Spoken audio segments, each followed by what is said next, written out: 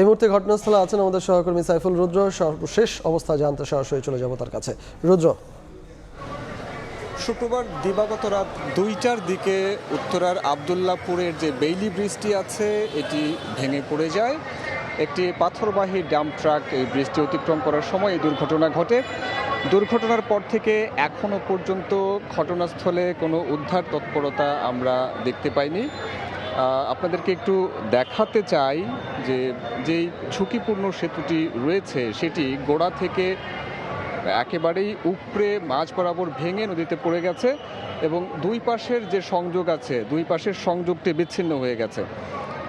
আরেকটি বিষয় বলে রাখি, এই সেতুটি যে ঝুঁকিপূর্ণ সেটি উল্লেখ করে এরই মধ্যে সেতুর দুই প্রান্তে দুটি নির্দেশনা দেওয়া হয়েছে যেন 10 টনের অধিক ভারী পণ্যবাহী কোনো যানবাহন এই সেতু দিয়ে পারাপার না হয়, এমন একটি নির্দেশনা থাকার পরও এই ভারী পাথর বোঝাই ট্রাকটি এই সেতু পার হতে গিয়ে এই দুর্ঘটনার শিকার হয়েছে।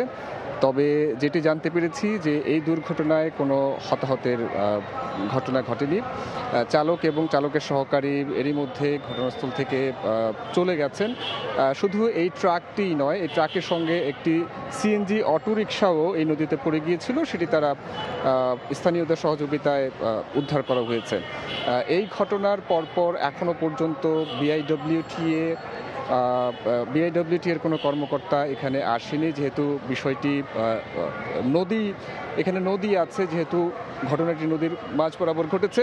আরেকটি বিষয় হচ্ছে বিআইডব্লিউটির সঙ্গে যোগাযোগ করার পর তারা বলেছে যে এটি সড়ক ও জনপদের আওতায় পড়ে।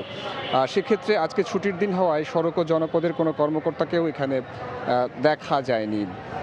যান চলাচল স্বাভাবিক রাখতে এবং পথচারীদের চলাচলে যেন কোনো অসুবিধা না হয় সেই বিষয়টি লক্ষ্য রেখে ঢাকা মেট্রোপলিটন পুলিশের পক্ষ থেকে একটি বিশেষ ব্যবস্থা নেওয়া হয়েছে। তারা বিকল্প রাস্তা ব্যবহার করার জন্য নির্দেশনা দিয়েছেন। এর আগেও এই সেতুতে ছোটোখাটো কিছু দুর্ঘটনা ঘটেছে, তারপরও সচেতনতার যে বিষয়টি সেটি এখানকার যান চালকদের মাঝে দেখা যায়নি বলে জানিয়েছেন এখানকার। তো এই ছিল উত্তরা আবদুল্লাপুর থেকে আমার কাছে দেখা সবশেষ তথ্য। উত্তরার আবদুল্লাপুর থেকে আমাদের সঙ্গে যুক্ত হয়েছিলেন সহকর্মী সাইফুল রুদ্র।